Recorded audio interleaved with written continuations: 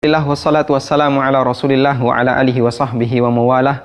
Pemirsa yang berbahagia, tentu saja kita pernah sakit dan kita pernah berobat ke dokter.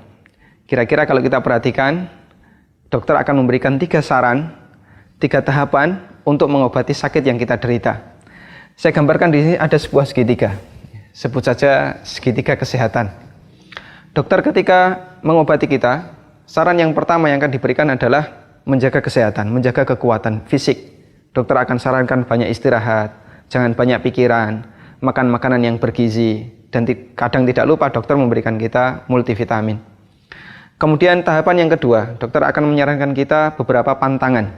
Sakit seperti ini tidak boleh makan A, tidak boleh makan B, tidak boleh melakukan aktivitas seperti ini, dan seterusnya. Kemudian tahapan yang ketiga, barulah dokter memberikan obat untuk sakit yang kita derita. Dokter akan memberikan antibiotik atau anti radang atau anti-anti yang lain dalam rangka mengurangi penyakit yang ada dalam diri kita. Baik, Imam Ibnul Qayyim dalam kitabnya Ighatsatul Lahafan, beliau menyebutkan sebenarnya 3 hal ini adalah teori yang berlaku untuk mengobati hati.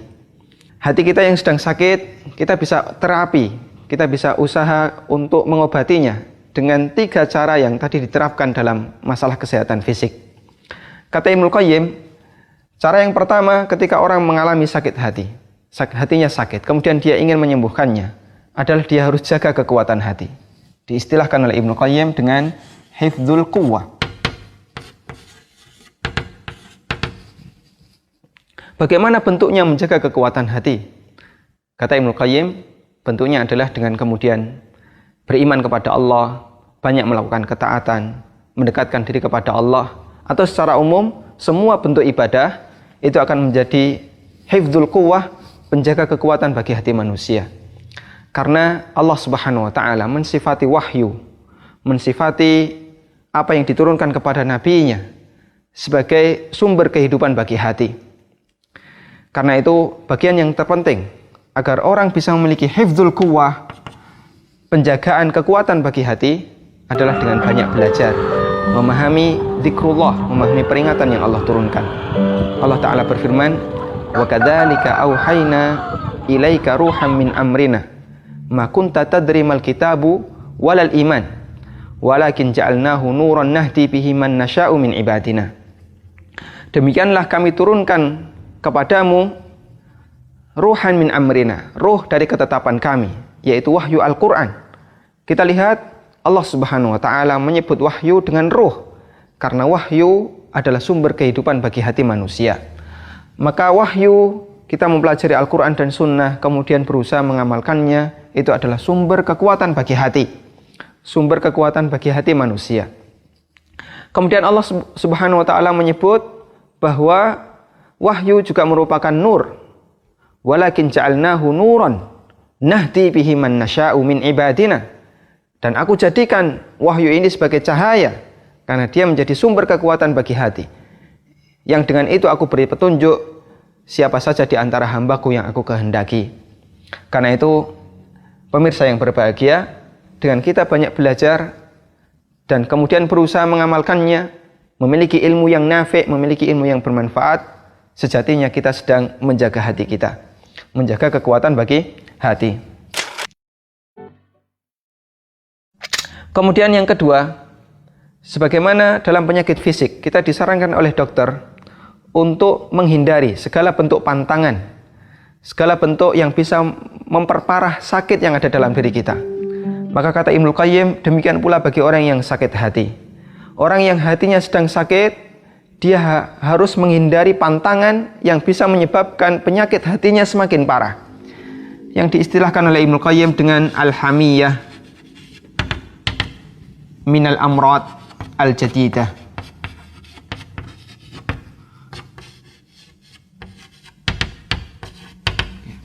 Perlindungan dari sumber penyakit yang baru. Hati sudah sakit, maka jangan diperparah dengan adanya penyakit yang baru. Kemudian lanjut Ibnul Qayyim, apa yang dimaksud perlindungan dari sakit yang baru? Penyakit bagi hati manusia, sumbernya adalah semua perbuatan dosa dan maksiat serta penyimpangan yang dilakukan oleh manusia. Ketika kita melakukan berbagai macam maksiat, baik yang besar maupun yang kecil, baik dosanya tersembunyi maupun terang-terangan, semua itu adalah sumber penyakit bagi hati. Karena itu kata Ibnu Qayyim, cara untuk kemudian menghindari adanya penyakit yang baru adalah al-iqla'.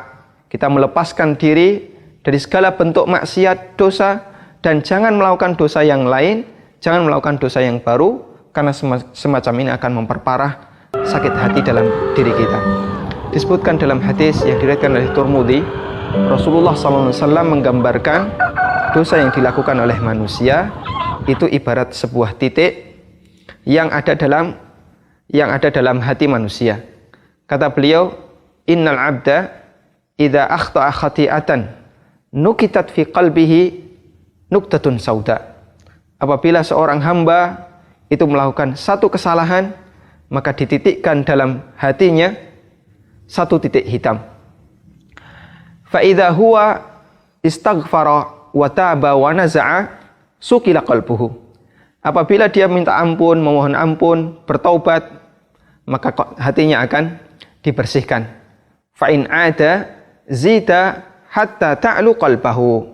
Namun kalau dia kembali mengulangi maksiat yang dia lakukan, akan ditambahkan titik hitam yang lain sampai titik hitam ini menutupi seluruh permukaan hatinya.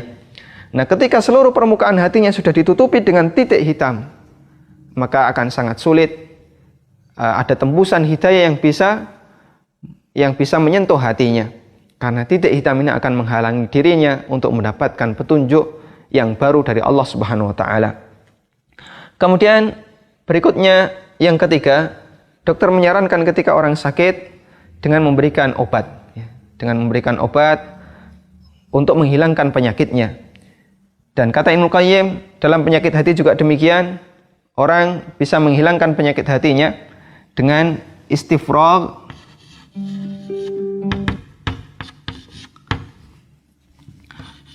anil mawad al-mu'dhiyah.